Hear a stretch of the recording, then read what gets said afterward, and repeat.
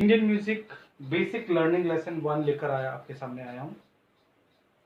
मैं कोशिश कर रहा हूँ कि आप लोगों को इंडियन म्यूजिक का बेसिक कॉन्सेप्ट, बेसिक लेसन आपको समझ में आ जाए, ताकि आपको आगे के म्यूजिक लर्निंग में हेल्प मिल सके। तो Indian music basic learning lesson 1 मैं आपको समझाने जा रहा हूँ, जो कि वेस्टर्न म्यूजिक की हेल्प से मैं आपको गाइड करूंगा। दोस्तों, आपने देखा ही होगा हारमोनियम और कीबोर्ड यानी कि सिंथेसाइजर में इस तरह से कीज होती हैं, वाइट एंड ब्लैक कीज। तो बिगनर्स को बहुत ध्यान से इन चीज़ों को समझना है। अगर बेसिक थ्योरी को समझ गए तो आगे आपको हर कॉन्सेप्ट इजी से समझ में आने लग जाएगा। पहला जो सफ़ेद होता है, पहला वाइट, उसी से ही शुरू होती है, चाहे वो हारमोनियम में हो चाहे वो कीबोर्ड में हो। पहला सफ़ेद, दूसरा, तीसरा, चौथा, पांचवा, छठा, सातवां। 7 सफ़ेद और 5 काले को मिलाकर टोटल 12 स्वर होते हैं। तो सबसे पहले ये समझना जरूरी है टोटल स्वर कितने होते हैं। 12 स्वर यानी कि सा, रे कोमल, रे, ग कोमल, ग, मा तीव्र, प, ध कोमल, ध, नी कोमल और नी। टोटल अगर हम काउंट करेंगे तो 12 स्वर हमारे सामने आते हैं। दोस्तों, इन 12 स्वरों के समूह को हम सप्तक कहते हैं। हिंदुस्तानी इंडियन म्यूजिक में हम उनको सप्तक कहते हैं, और वेस्टर्न म्यूजिक में उसे ऑक्टेव कहा जाता है। यानी कि एक ऑक्टेव में 12 notes, a group of 12 notes. सप्तक कितने तरह के होते हैं? Types of Octave. Hindustani music में मंद्र सप्तक कहते हैं, यानी कि लोअर ऑक्टेव को, जो लोअर साइड है, येलो साइड, मंद्र सप्तक लोअर ऑक्टेव, जिसमें आवाज धीमी होती है, लो होती है, उसे हम लोअर ऑक्टेव कहते हैं, मंद्र सप्तक कहते हैं। दूसरा मध्य सप्तक, जिसे हम मिडिल ऑक्टेव कहते हैं। आप देख सकते हैं स्क्रीन पर 7 व्हाइट और 5 blacks, 7 white 5 blacks second group. और थर्ड ग्रुप तार सप्तक, जिसे हम हायर ऑक्टेव कहते हैं। तो नाम से ही क्लियर है, लोअर ऑक्टेव यानी लो धीमी साउंड, मध्य यानी मीडियम साउंड, हायर यानी कि हाई वॉइस वाला। तो लोअर ऑक्टेव मंद्र सप्तक, मिडिल ऑक्टेव मध्य सप्तक, हायर ऑक्टेव तार सप्तक। ऑक्टेव, मैं आशा करता हूं कि ऑक्टेव आपको समझ में आ गया होगा। A group of 12 notes.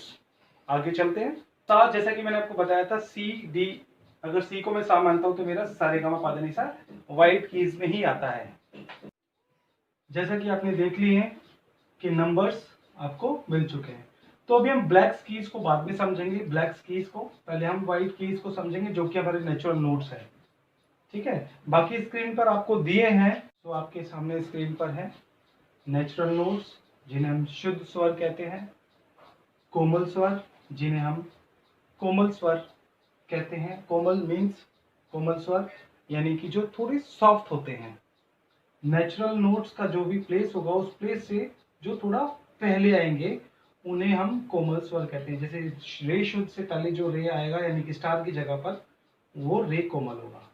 ग से पहले जो स्टार है, इसमें ग कोमल होगा। म के बाद जो माँ है, वो तीव्र माँ होगा। तो तीव्र माँ यानी कि नाम से ही क्लियर है, तीव्र माने की तेज, थोड़ा तीखा। तो माँ थोड़ा चढ़ के, यानी कि शुद्ध माँ से थोड़ा चढ़ा हुआ नोट होता है, इसलिए इनको माँ तीव्र कहते हैं, और ये कोमल स्वर है। तो ये हिंदुस्तानी म्यूजिक में आपके पास एक 12 नोट्स का पूरी डेफिनेशन है। पहला, तीसरा, पांचवा, छठा, आठवां, 10वां और ये 12वां। साफ हमने इसमें इंक्लूड कर लिया, रिपीट कर दिया।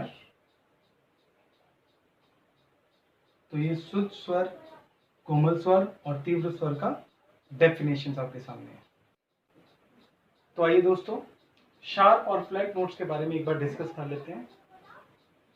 शार्प को हम हैश से इंडिकेट करते हैं, फ्लैट नोट्स को हम स्मॉल बी एंड डॉटेड, यानी कि स्मॉल बी, और इस तरह से हम इसको डिनोट करते हैं।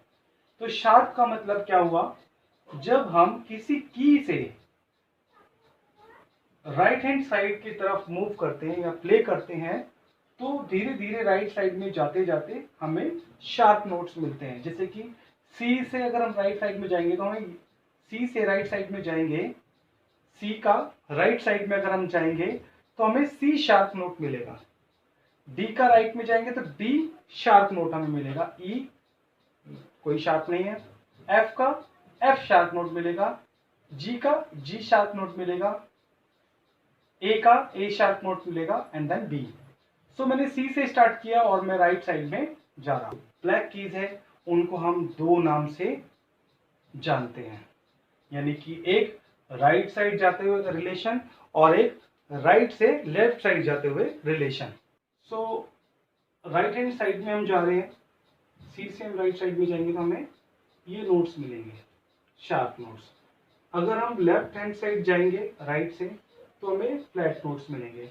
तो सी के ऊपर सी शार्प, उसको हम डी के साथ रिलेट करेंगे तो डी फ्लैट भी कहेंगे। डी के साथ डी शार्प हो गया, इसकी को ई के साथ हम ई फ्लैट भी काउंट करेंगे इस नोट को। एफ के साथ ये एफ शार्प नोट है, ई के साथ एफ के साथ ये एफ शार्प है। जी के साथ अगर नोट करें तो जी फ्लैट हो जाएगा। जी के साथ ये नोट जी शार्प है, जी शार्प है। ए के साथ इसको करेंगे तो हमें ए फ्लैट नोट मिलेगा। दिस नोट ए शार्प है। बी से अगर इसको रिलेट करेंगे तो हमें बी फ्लैट नोट हो जाएगा। तो थ्योरी में इतना ही अभी समझना है, जो बेसिक थ्योरी है। उसके बाद दोस्तों, जैसा कि हमने अभी पिछले लेसन में सीखा कि ब्लैक कीज को हम किस नाम से जानते हैं, तो ऐसे करते हुए हमारे पास व्हाइट और ब्लैक कीज के सभी के नाम हमारे पास आ चुके हैं, यानी कि ये आप स्क्रीन पर देख रहे हैं। ऐसे जैसे मैंने आपको सी से सारेगामा बताया, सारेगामा पाधानीसा, ऐसे हर की से हम सारेगामा पाधानीसा निकाल सकते हैं।